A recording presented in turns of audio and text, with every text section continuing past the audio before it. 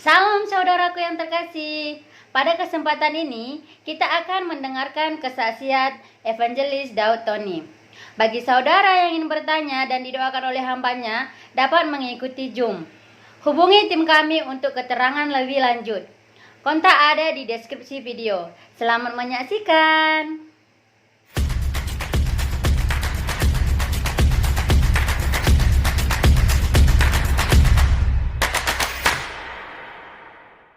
Pada hari ini kita mau bicara tentang kutuk hutang darah, khususnya kutuk hutang darah pada sebuah negeri. Kenapa?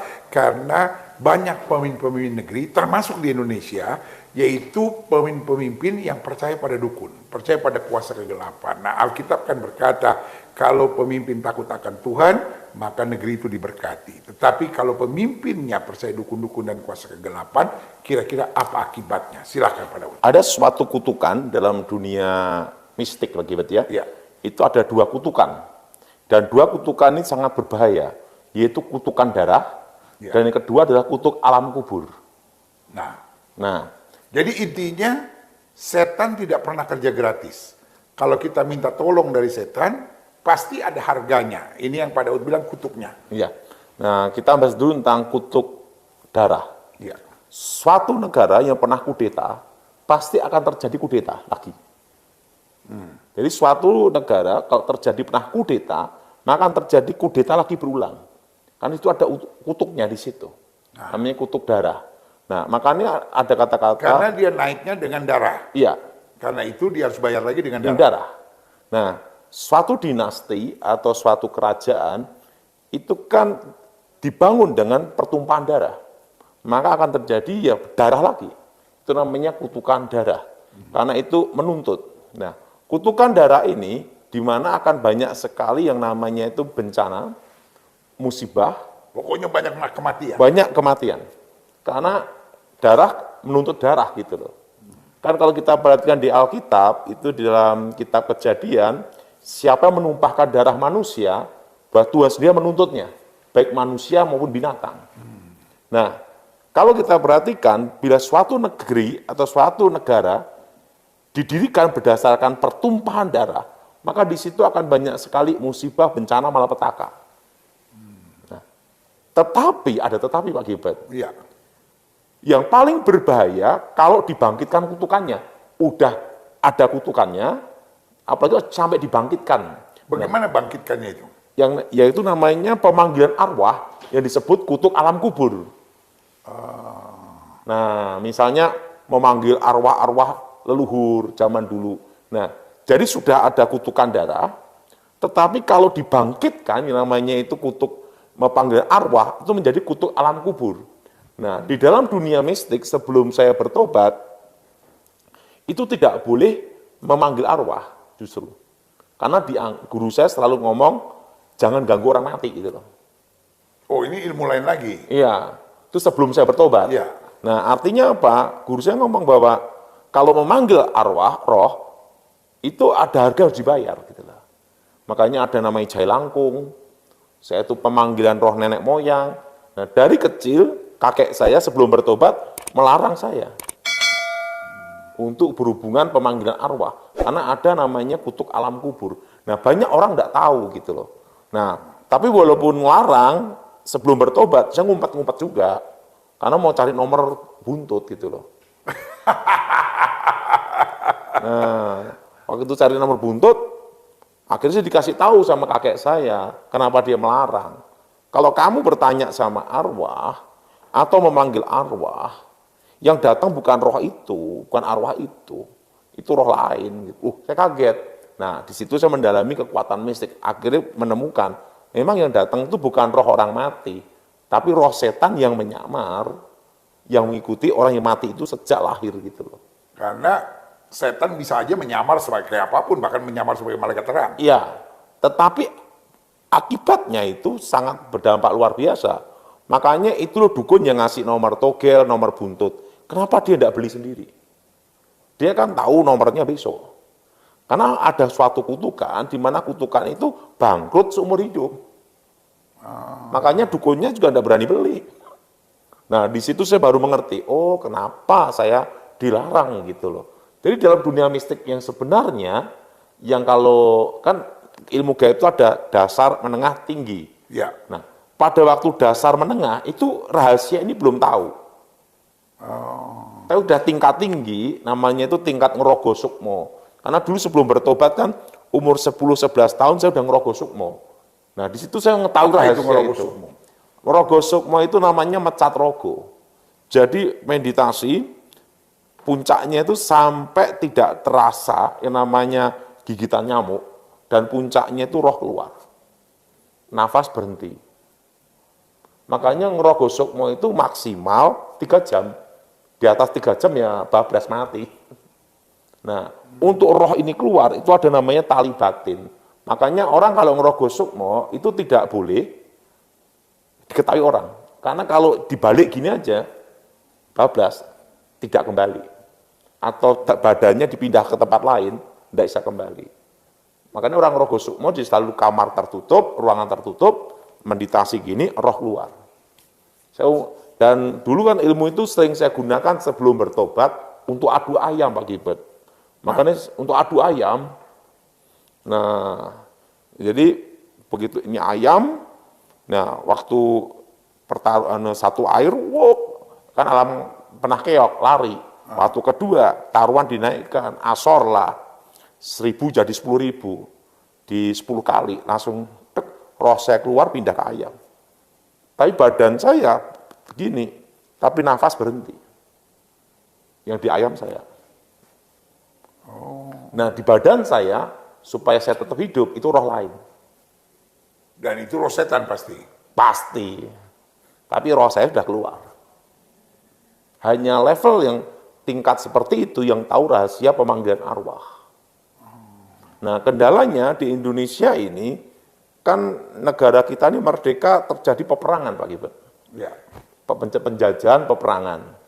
Nah, kedua, repotnya kalau ada yang membangkitkan dengan memanggil arwah, memanggil roh. Sekarang ada banyak memanggil arwah Majapahit lah, memanggil arwah ini dari jenderal apa, yang dulu begini-begini kan sering kali ada gitu kan. Nah, itu akan membangkitkan, akan terjadi kutukan alam bereaksi. Alam bereaksi nanti akan banyak gempa, gunung meletus, pokoknya bencana, pesawat jatuh. Karena minta darah. Iya, karena itu namanya kutukan darah yang dibangkitkan jadi kutuk alam kubur. Kenapa banyak orang tertarik untuk memanggil arwah orang mati, Daud? Orang itu kan kadang pertama rasa ingin tahu. Kedua, dianggap orang mati itu, terutama orang yang sakti atau suci, dianggap bisa menjadi pengantara antara Allah dan manusia, antara dewa dan manusia. Makanya ada orang sembahyang di kuburan begitu. Supaya doa-doanya diantarkan kepada Yang Maha Kuasa. Dan kita sebagai orang Kristen tidak direkomendasikan untuk doa di kuburan. Bukannya rekomendasi, dilarang. Dilarang, dan kedua kurang kerjaan. Doain orang mati kan tidak ada gunanya Pak Gilbert. Apalagi minta tolong sama orang mati. Supaya diantarkan doanya. Jadi tujuan orang datang ke kuburan itu kalau di ilmu gaib sebelum saya bertobat ke tempat orang sakti atau orang yang dianggap suci, itu supaya doa-doanya itu rohnya ini mengantarkan doanya ke Yang Maha Kuasa. Tapi kalau kita tahu sebelum bertobat ya, kalau udah level tingkat ketiga itu namanya ilmu namanya itu mati rogo, mati roso. Nah itu kita tahu rahasia itu. Tidak mungkin roh arwah orang mati itu nyampe ke Maha Kuasa, dia sendiri juga tidak nyampe. Kan kalau orang yang mati dalam Tuhan ada di Firdaus, yang tidak dalam Tuhan kan ada di dunia orang mati. Nah, kan tidak ada komunikasi antara orang hidup dan orang mati. Gimana nganterin doa gitu loh. Iya. Nah, itu pemahaman yang salah. Yang ketiga, dipercaya bahwa arwah orang mati itu bisa tahu masa lalu dan masa akan datang. Makanya roh peramal, maka roh peramal itu selalu pakai pemanggilan arwah gitu loh. Makanya kutuk alam kubur ini berlaku di Indonesia karena ada pemanggilan arwah itu termasuk ramal-ramalan itu berkaitan dengan kutuk alam kubur. Nanti bencana demi bencana, terus itu. Tapi ada banyak orang berkata, nggak apa-apa manggil arwah kan.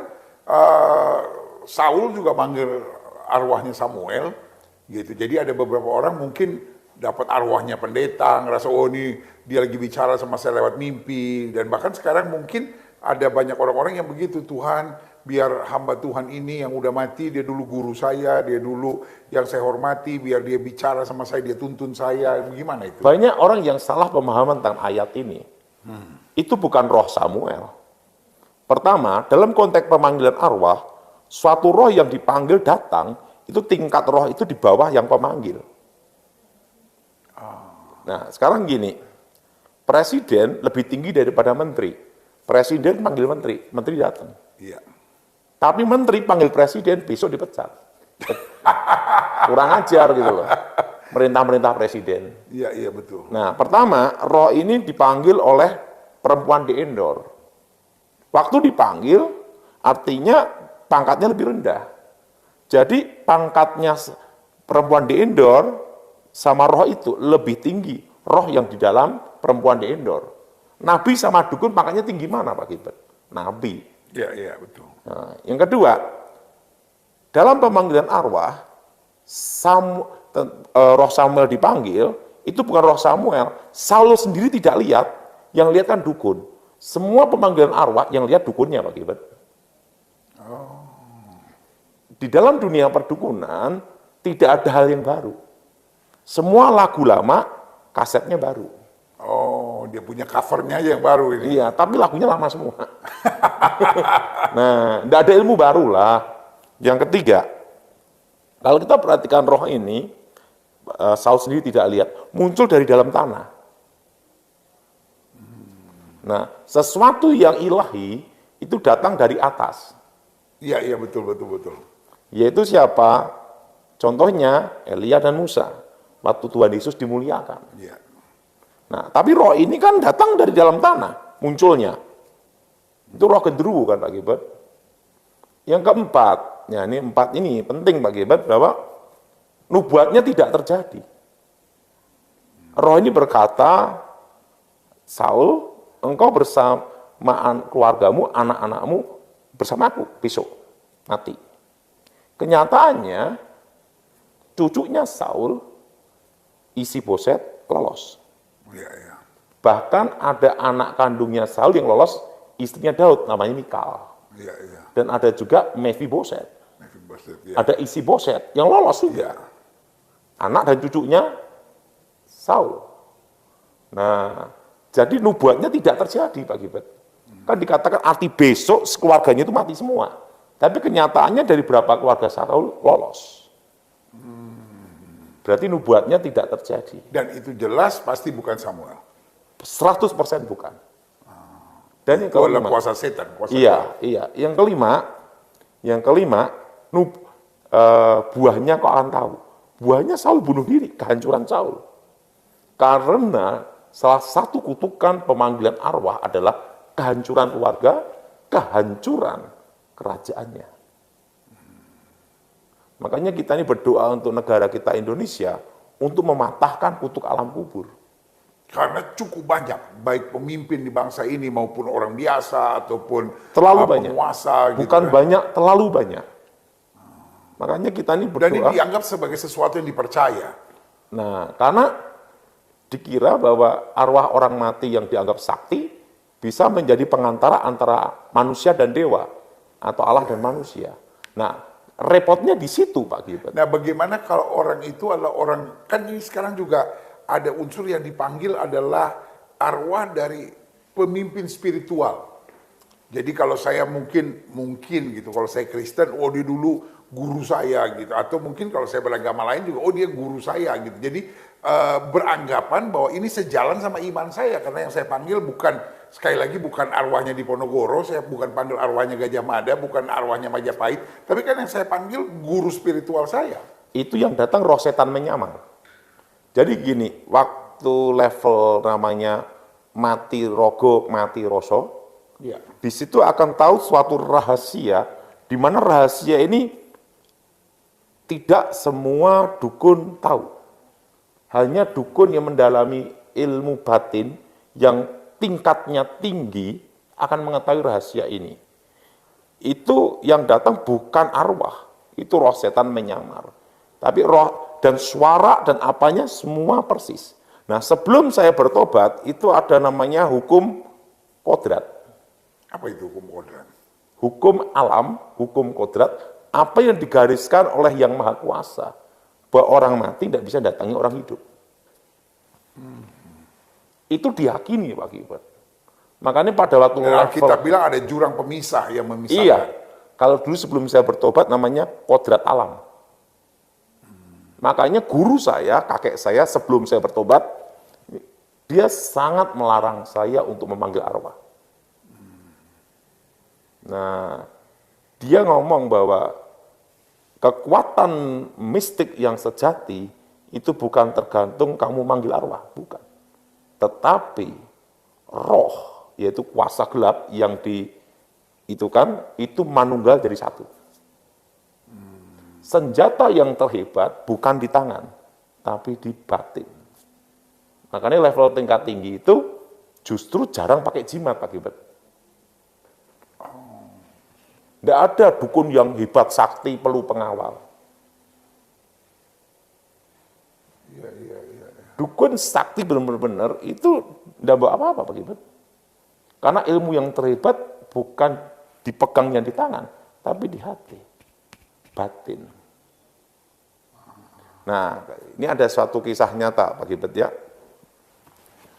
Saya belajar satu dari kakek saya. Jadi gini, suatu kali ada pertunjukan debus. Ada pertunjukan orang itu potong-potong gini, silet ini, ya. Setelah itu batu bata, dek, hancur. Nah, waktu itu kakek saya tepuk tangan gini. Nah, saya sebagai muridnya bingung, yang hebat mana? Karena ini dek, hancur, kakek tepuk tangan. Nah, saya itu sampai di rumah, saya tanya sama guru, dia hebat ya? Gitu. Langsung saya suruh ngambil gembok besi nih, hebat. Ya. Buka semua. Tanpa disentuh. Batu kira-kira jarak 3 meter, gini aja. Hancur. Dia ngomong, Ton, kalau ada orang cari makan, kita kasih semangat. Kita senang, kenapa? Tidak, kalau orang pada cari makan model gini, berarti ngurangi perampok, ngurangi kejahatan. Kita harus mendukung. Jadi, Tom, kalau kamu dalam hidup ini, jangan suka nyerang orang. Jadi selama orang itu cari makan, dengan cara yang halal, biarin aja. Kita dukung. Tapi kita harus tahu, Ton, bahwa kekuatan batin kita harus dirahasiakan. Kita. Jadi situlah saya belajar yang namanya itu kerendahan hati, Pak Gilbert. Nah, itu pengalaman hidup saya. Makanya Pak Gilbert kan tahu pada waktu saya ikut Pak Edi Wibowo. Ya. Nah, pada waktu saya ikut Pak Edi Wibowo, setiap kali ada orang datang, termasuk adalah pendeta. Pak Gilbert kenal itu. Saya ngomong sama Pak Edi Wibowo, dia lebih hebat dari saya. Dia lebih jago, lebih pengalaman. Saya hanya orang biasa aja. Nah, tetapi setelah itu Pak Edi Wibowo kasih tugas dia. Tidak bisa Pak Gilbert. Panggil Daud. Daud kami beresin. Selesai Pak Gilbert. Ya. Nah, Daud itu kan tadi Daud cerita tentang, Pak Daud cerita tentang dipanggil arwah. Bagaimana dengan mimpi? Jadi saya nggak manggil, gitu. Ya tapi mungkin, aduh saya stres, saya ingin ketemu mama saya ingin ketemu papa saya ingin ketemu oma saya, atau ingin ketemu opa saya. Jadi kalau tadi kan mungkin orang-orang yang berkuasa, orang yang berpengaruh, lalu pemimpin-pemimpin rohani. Nah sekarang bagaimana dengan keluarga dekat? Jadi nggak tahu lah, mungkin kembali kalau Pak Daud bilang kekuatan di batin, mungkin lewat batin kita tuh ngebatin istilahnya, orang Jawa bilang kan ngebatin. Kapan saya ketemu mama saya, aduh seandainya saya ketemu mama saya mau cerita ini, saya mau begini, dan lain-lain. Tiba-tiba datang dalam mimpi, berarti saya nggak panggil. Nah itu bagaimana dengan itu? Gini Pak Gilbert, kan ada dua. Pertama, karena orang itu terbawa dalam alam pikirannya, Alam pikiran. sampai alam bawah sadar. Iya. Yang kedua, roh setan menyamar. Iya. Tapi kuncinya adalah satu, jangan meyakini, mempercayai ada hubungan antara orang hidup dan orang mati. Ini kuncinya. Kuncinya di situ. Iya, iya, iya. Nah, salah satu kelemahan ilmu hitam, kalau seseorang tidak mempercayai ada komunikasi hubungan antara orang hidup dan orang mati, susah disantet. Karena semua santet ilmu gaib, waktu dikirim, akan menyamar menjadi orang yang terdekat. Jadi pada itu bunyi letusan, wow. Nah nanti akan menyamar kayak jadi roh anaknya yang mati dulu, atau ayahnya. Begitu dia yakini, masuk. Semua kekuatan mistik, kekuatan gaib, masuk melalui sugesti. Arti sugesti beda dengan iman, Pak Gilbert. Sugesti adalah suatu keyakinan yang belum tentu benar. Iya. Beda dengan iman, iman adalah keyakinan, pengharapan yang pasti benar. Itu bedanya. Nah, dan makanya saya dalam hidup ini lebih baik firman Tuhan, Alkitab itu untuk diyakini, dipercayai, bukan untuk didebatkan. Iya, iya. Nah ini jadi semakin menarik Pak Daud. Kenapa? Karena ya tadi Pak Daud ceritakan dampak dari kutuk alam kubur, kutuk hutang darah. Ini dampaknya kan kalau kayak gempa bumi kan bukan cuma saya yang ngalamin, iya kan?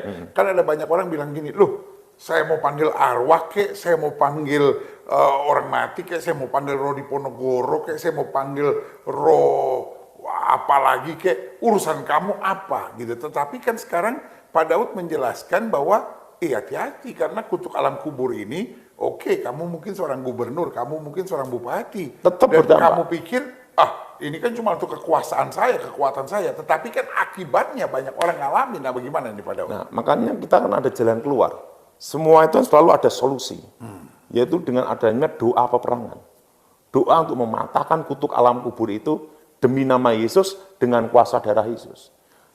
Untuk menghadapi darah harus dengan darah pula, yaitu darah manusia suci tanpa noda, tanpa celah, tanpa dosa. Dan di muka bumi ini hanya ada satu darah, yaitu darah Yesus. Amin. Dan posisinya adalah manusia yang dibunuh. Manusia yang dibunuh dalam kondisi suci. Nah, Tuhan Yesus mati di salib. Wah luar biasa. Dan Alkitab berkata bahwa darah Yesus berbicara. Ingat itu Pak Gilbert. Iya, iya. Darah Yesus berbicara lebih kuat melebihi darah Habil. Makanya untuk menghadapi kutuk alam kubur atas bangsa ini harus dihadapi dengan darah Yesus. Wah luar biasa. Jadi kalau menumpahkan darah, tadi dijelaskan ada kutuk hutang darah, tetapi Yesus yang membiarkan darah yang tertumpah menghadirkan berkat kemenangan atas hutang darah. Wah luar biasa. Jadi urusan seperti ini, urusan kutuk alam kubur, orang memanggil arwah, kita nggak bisa bilang bahwa urusan saya sendiri, karena ya kamu yang Dampaknya. berurusan, tapi dampaknya saya ngalamin. Perlu Pak Enggak. Gilbert tahu bahwa suatu daerah yang banyak pemanggilan arwah akan kena kutuk kemiskinan. Kutuk perceraian, kutuk perzinahan. Karena intinya kehancuran. Intinya kehancuran. Dan setelah itu ada lagi malapetaka, bencana, musibah. Nah, makanya solusinya apa? Kita orang percaya berdoa dengan kuasa darah Yesus untuk mematahkan kutuk itu. Nah, bagaimana doa peperangan ini? Apakah bisa sendiri? Apakah harus satu keluarga? Apakah bisa komunitas? Bagaimana menurut Pak Daud? Yang pertama, niat dulu. Segala sesuatu itu penting ada keinginan dulu. Ya. Niat. Yaitu apa? Persekutuan, doa pribadi, dan doa gereja. Nah, makanya kita ini tubuh Kristus, gereja harus bersatu untuk mendoakan, mematahkan kutuk alam kubur ini. Kalau kita perhatikan, kalau ditanya, padahal kutuk alam kubur itu di daerah mana? Kebanyakan di Indonesia. Pertama adalah Papua. Kedua adalah Toraja. Ketiga adalah Kalimantan. Nah, keempat Pulau Jawa. Pulau Jawa banyak Pak Gilbert. Iya, iya, karena memang banyak panggilan-panggilan arwah ya, Iya. khususnya di kuburan-kuburan Iya, gitu kan. iya. Dan mereka mengistilahkan apa? Ziarah kubur dan lain-lain. Gini ya, kita kalau ke kuburan, boleh enggak? Kalau hanya tabur bunga, bersihin, atau supaya kerawat aja, enggak ada masalah. Yang tidak boleh adalah mendoakan, memanggil, meminta. Kenapa mendoakan tidak boleh? Kurang kerjaan. Percuma, enggak ada gunanya. Yang hidup aja masih banyak yang mau didoain. Nah, tapi kalau yang ketiga ini memanggil, nah yang keempat lagi komunikasi. Ini bahaya lagi. Karena komunikasi ini selalu berhubungan dengan ramalan. Ya karena kan ujungnya bisa kita datang, Mak, saya baru ujian, Mak, saya nggak lulus, Mak, minta doanya, Mak. Ada orang yang di kuburan ngobrol gitu kan, berkomunikasi kan. Padahal maknya aja SD tidak lulus. Iya, betul. Nah, jadi kita harus patahkan. Nah, satu keluarga yang selalu memanggil arwah, komunikasi arwah. Pasti di keluarga itu banyak sekali musibah, perceraian, perzinahan. Nah, kutuk itu mengakar. Gitu. Jadi doa peperangan kan mulai dari niat. Lalu selanjutnya apa yang mesti dibuat? Bentuk persekutuan. Jadi bisa mulai dari keluarga, bisa mulai bersama-sama, lalu adakan doa peperangan itu. Iya. Dan itu punya pengaruh dampak, Pak Gilbert. Makanya, suatu penginjilan ada kuasa karena ada doa. Doa peperangan. Nah, ini saya cerita sama Pak Gilbert tentang waktu saya di Kalimantan. Waktu saya sekolah Alkitab kelas 1. Dan waktu itu saya baru bertobat. Saya ini sekolah Alkitab tanpa katekisasi, Pak Gilbert. Jadi langsung masuk sekolah Alkitab. Nah, iya. Dan Pak Gilbert juga tahu, dulu kan saya dimasukin dalam kolam, nggak tahu itu baptis. Iya. Sampai saya dibaptis lagi kan. Kan saya dibaptis sama Pak Gilbert lagi. Iya, kenapa? Karena yang dulu kan saya nggak ngerti. Namanya bukan dibaptis, Cuma dicelup-celupin. Karena saya kan Dicelup-celupin dan nggak masuk lagi, ngambang. kan Pak Gilbert tahu sendiri, saya dulu punya ilmu mengambang di atas air. Ya, walaupun dicelup-celupin tidak bisa celup. Dan saya kan akhirnya dibaptis Pak Gilbert lagi. Iya, betul. Supaya, karena yang dulu nggak tahu gitu loh. Iya. Nah, waktu saya sekolah Alkitab, itu kelas 1. Waktu itu saya dikirim di Kalimantan Barat. Nah, di Kalimantan Barat, Apalagi masih kuliah ini. saya kan bukan STH Pak Gilbert, saya hanya sekolah Alkitab, Sekolah Alkitab ya. setingkat SMA. Iya. Sampai sekarang pun saya tetap setingkat SMA. Saya sekolah Alkitab, lulus ranking 4, setingkat SMA. Iya. Saya enggak kuliah. Jadi waktu kelas 1-nya ini Dikirim Dikirim. ke Kalimantan Barat, dan waktu itu ada perang di Sanggoledo, perang Dayak dan Madura. ya betul Sanggoledo. Ya. Nah, di situ ada konflik di situ. Nah, dari Bengkayang, setelah itu langsung saya ke daerah Sedane, Sinapit, Sejaru. Iya, dari situ ya. Nah, di situ banyak sekali pemanggilan arwah. Nah, begitu saya masuk, saya masih ingat kebaktian itu, saya masih ingat jemaat hanya 1. Dan itu tempatnya itu kayak kayu-kayu gitu ya. Di sana itu rumahnya banyak di pohon-pohon begitu. Iya. Saya masih ingat itu. Saya yang khotbah, saya mimpin pujian, saya ngedain kantong kolektor. Jemaat 1. 1. Dari saya kembali ke saya. Dan persembahannya berapa, saya tahu. Karena hanya 1 orang gitu loh. Nah, waktu itu saya lihat mangkok merah berjalan. Artinya perang. Saya berdoa sama Tuhan. Doa, malam itu dikirim mandau. Saya demi nama Yesus, jatuh. Hari kedua, guci-guci terbang. Demi nama Yesus, jatuh. Nah, tempat saya tidur itu saya kasih minyak urapan. Di situ baru saya memahami tentang minyak urapan. Minyak urapan itu adalah tanda wilayahnya Tuhan. Amin. Dan apa yang terjadi? Hari yang ketiga, Pak Gilbert. Satu kampung keluar semua. Saya senang sekali. Dikira kebaktian. Nggak tahunya yang ngirim kuasa gelap itu kepala adat, kepala suku. Nah, mereka bawa mandau, bawa senjata lengkap, Pak Gilbert. Sana kan ada budaya kayu, penggal kepala, Pak Gilbert. Iya. Zaman itu loh, tahun itu. Itu tahun 93. Nah, waktu itu mereka datang. Wah, enggak taunya saya ditantang bertarung.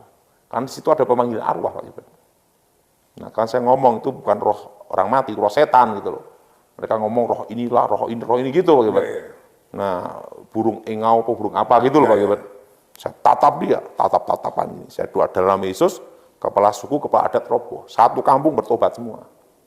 Itu kejadian tahun 93. Di Sanggauledo itu.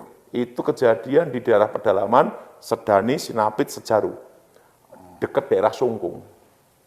Itu tahun 93 waktu saya masih sipek, Pak. Sekarang one pack. Nah, di situ saya beritahu mereka, selama mereka ada panggilan arwah, ada dikutuk alam kubur. Nah, roh ini digunakan untuk menyantet. Nyantet itu juga pakai kekuatan alam kubur, Pak. Semua santet, guna-guna, ritual apapun, itu berhubungan dengan alam kubur semua. Dan itu kutuknya mengikat anak cucu, bahkan generasi. Dan repotnya kalau mengikat suatu bangsa.